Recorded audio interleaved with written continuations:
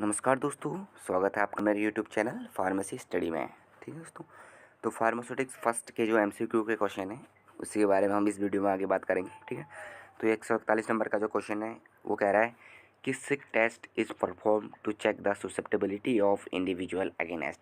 यानी ये कह रहे हैं कि सिक टेस्ट इसमें से किसके लिए परफॉर्म किया जाता है दोस्तों। ठीक है, तो सिक टेस्ट जो होता है दोस्तों वो किसके लिए किया जाता है, डिप्थीरिया के लिए किया जाता है। उसी तरह अगला क्वेश्चन है the Mantoux test is done to check the susceptibility of individual against. और मोन्टक्स टेस्ट किसके लिए किया आता है दोस्तों, वो क्या आता है आपका ट्यूबरक्लोसिस के लिए यानी टीबी के लिए किया आता है। ठीक है, उसी तरह अगला क्वेश्चन है the lack of ability of resist infection is called. ठीक है, the lack of ability of resist infection is called, उसे बोलते हैं दोस्तों हम सुसेप्टिबिलिटी।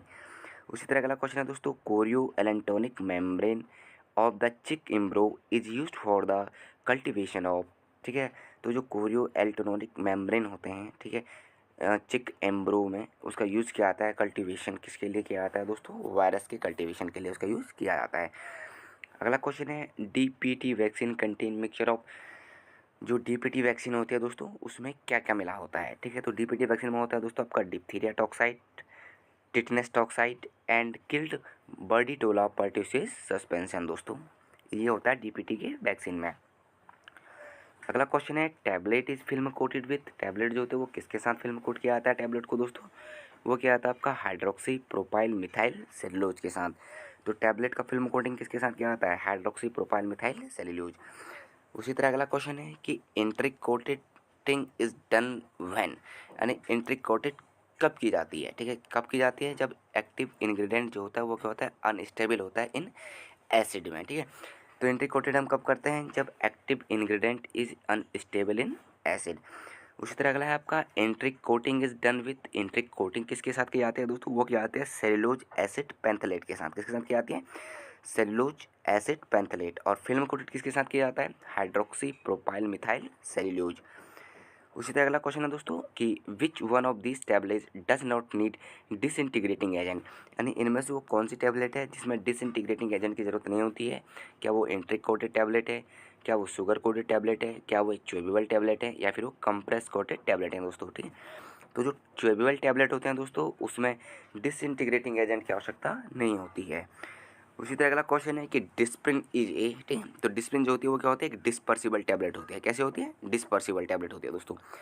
उसी तरह अगला क्वेश्चन है कि which one of these tablet is small in size does not disintegrating agent आज लाइटली कंप्रेस दोस्तों। ठीक है, तो जो सबलिंगुअल टैबलेट होते हैं दोस्तों वो होते हैं स्मॉल इन साइज में। ठीक है, and does not disintegrating agent इसमें क्या होता है, वो नहीं होता है।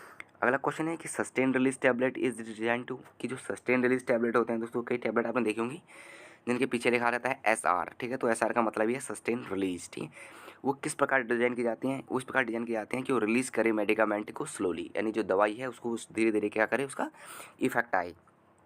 अगला क्वेश्चन है कि lactose is used as. Lactose जो होता है वो क्यों यूज़ किया जाता है दोस्तों टैबलेट की मैन्युफैक्चरिंग में, वो क्या आता है एज ए डाइल्यूएंट की तरह। किस लिए यूज़ किया जाता है, एज ए डाइल्यूएंट।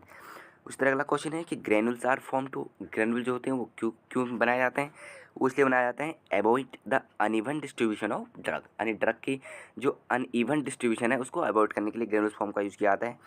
अगला क्वेश्चन है दोस्तों कि binders are added to increase. Binders का यूज़ क्यों किया जाता है, इसका क्या आता है कोहेंसिवनेस बिटवीन पार्टिकल्स। ठीक है, जो पार्टिकल्स हैं उनके बीच में कोहेंसिवनेस को बढ़ाने के लिए दोस्तों। उसी तरह अगला क्वेश्चन है कि which one of these ingredient is used as binder. इनमें से वो कौन सा इंग्रेडिएंट है जो बाइंडर के लिए यूज़ किया जाता है दोस्तों, तो जो स्टार्च का पेस्ट होता है दोस्तों उसे बाइंडर के लिए यूज किया जाता है। अगला क्वेश्चन है कि ग्लाइडेंट इज यूज टू।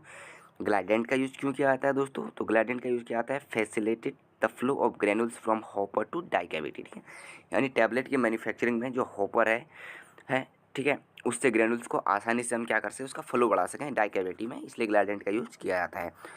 उसी तरह अगला क्वेश्चन है कि magnesium stearate is used as. Magnesium stearate का यूज क्यों किया जाता है टैबलेट मैन्युफैक्चरिंग में, इसका यूज किया जाता है एज ए लुब्रिकेंट। उसी तरह अगला क्वेश्चन है कि dried corn starch is mix with granules for the purpose of. कि जो ड्राइड कॉर्न स्टार्च होता है उसे क्यों मिक्स किया जाता है ग्रेनुल्स में, तो उसे किया जाता है दोस्तों आपका डिसइंटीग्रेशन के लिए। अगला क्वेश्चन है कि which of this substance can be directly compressed into tablet, यानी इनमें से वो कौन सा सब्सटेंस है जिसे हम डायरेक्टली कंप्रेस कर सकते हैं टैबलेट में दोस्तों, तो वो है आपका एस्प्रिन। क्या है दोस्तों, एस्प्रिन। ठीक है दोस्तों, तो इसी प्रकार की और बेहतर वीडियो को देखने के लिए आप मेरे यूट्यूब चैनल फार्मेसी स्टडी को लाइक और सब्सक्राइब करना ना भूलें। तब तक के लिए दोस्तों धन्यवाद।